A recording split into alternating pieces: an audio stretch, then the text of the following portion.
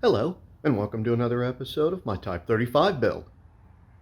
Or should I say, my Elanese Type 35 recreation. Ah yes, the car got a name. I didn't name it. The name came with the color. Not that the color is called Elanese.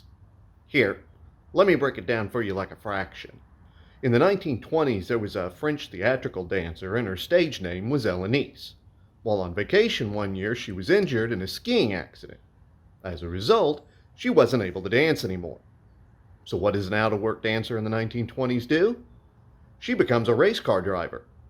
But not in just any race car. She gets behind the wheel of a 1927 Bugatti Type 35. Now originally her car was light blue, because aren't they all? But it was repainted to a dark blue and then painted again to a sage green, which is the color it wears to this day. And from the moment I saw that car, I knew that's the color. Why paint a car to look like every other Type 35 when you can paint it to look like the only Type 35? But just like every other part of the car, the color is only half the story. Applying it is the other half. Being a Type 35, the frame had to be painted body color. So after the frame was wheeled down, metal etched, and primed, it got a couple coats of sage green. So, pretty simple stuff so far. Then you come to the body, which didn't get etched, but was sanded down and got a couple coats of sage green paint over the same black primer treatment, just like the frame. I primed everything in black, so if any place rubs through, it'll just add character to the car. Because if it's not going to be green, black is about the next best color for it to be. But the work on the body didn't stop there, because not only did the scuttle and boat tail get painted, the insides of the scuttle and boat tail got painted too. And not just the footwells, cockpit, and parts of the interior you could see. Turn and look. It got painted all the way back. The inside of the boat tail is smooth and green to the very tip. Though, getting the paint on the body wasn't the end, because I didn't want it to look perfect. And imperfection isn't always easier to achieve than perfection. Now, the insides of the panels had a really rough texture because it's fiberglass. So I ground the fiberglass texture down, skim coated it, sanded that smooth, then went a couple rounds priming and sanding. Laid the green, and what I ended up with was panels that are smooth on the outside, then irregular on the inside. Because that's how old hand-beaten aluminum is. Smooth on the outside, but a little less so on the inside. And I wanted to recreate that. I could have smoothed them out perfect, but when standing in the garage with the car, the body's been mistaken as aluminum by more than one person. So, I'd call the effort a success. But wait, there's more. If you look at the passenger's frame rail, just inside the boat tail, you'll notice it's got a bit of a shine to it. But the top of the scuttle is matte finished. This is because the frame, inside the rockers, boat tail, and cockpit, have all been polished. But the outside of the body hasn't. Typical for a car to be polished after painting, but it works a little different on this car. Because I want the finish to look like 100-year-old paint, it has to have the same sheen as 100-year-old paint. This usually means either the car is painted a matte color and called done, or a glossy paint job is sanded down to a flat finish. Neither of which results in a particularly convincing look because they both end up with an artificially flat appearance. And that's not how old paint looks naturally. Old paint dulls over time. Then, say back in the day, it would have been polished by hand, never really getting to what you'd call shiny. So what I'm doing to recreate that progression is to start with a matte finish, then burnish everything until each part comes up to the right sheen.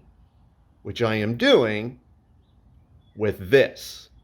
I am polishing the entire car with pieces of brown paper bag. No compounds, no waxes, just an armload of paper bags full of elbow grease and determination, which has been effective in recreating that subtle sheen 100-year-old paint would have, like on the inside of the cockpit here. So burnishing the outside of the body by hand until it has that really soft gloss, just enough to look like it's been loved without being so shiny you can see an actual reflection, will be something to look forward to. Meanwhile, back in the interior, I did some painting to the gauges. Originally they had bright orange needles, which looked completely out of place in a 1920s car. So I disassembled all the housings and painted the needles black. Reassembled and back in the dash, without the really contrasty orange needles, the whiteness of the gauge faces is a lot more muted and the black needles just look right. Definitely one of those things people would dismiss as just being right without thinking how it got there, but a definite improvement. Continuing on with the paint theme, back outside the car are the quarter panels, just ahead of the rear axle, which are the 1/8-inch thick aluminum panels I cut and hammered into shape to close out the original axle opening, then fixed them to the body with continuous hinges that, now with everything painted, really ties all the otherwise different panels together quite nicely. Original Type 35s tended to get this type of hinged panel in the rockers to access hard-to-reach mechanicals, and I think it worked nicely as a panel joint. Then there's the axle itself. I painted it kind of a dark gray, along with some of the other components around the car. It's kind of a smoke gray dusted over with black, which I did so there wasn't such a stark contrast against the green like there would have been if I'd used black paint on everything. Still working on the color, but something that ended up being surprisingly pretty were the rear suspension links. I was originally going to paint them, though when I took them down to bare metal, I was shocked at how pretty they looked. Original Type 35s have aluminum rear links, and the bare steel came out with a really similar feel, so I clear coated the steel and I couldn't be happier. I even did the same thing to the upper links inside the boat tail, taking them down to bare metal and clear coating them, which came out nice. I also repainted the red gas tank black along with the tank mounting brackets and started on the plumbing, fuel pump, regulator, brake lines. Easier to do those things without the rear bulkhead panel in place. Lastly though, if we move forward, back up to the nose of the car is the front axle. I was so happy with how the rear links came out.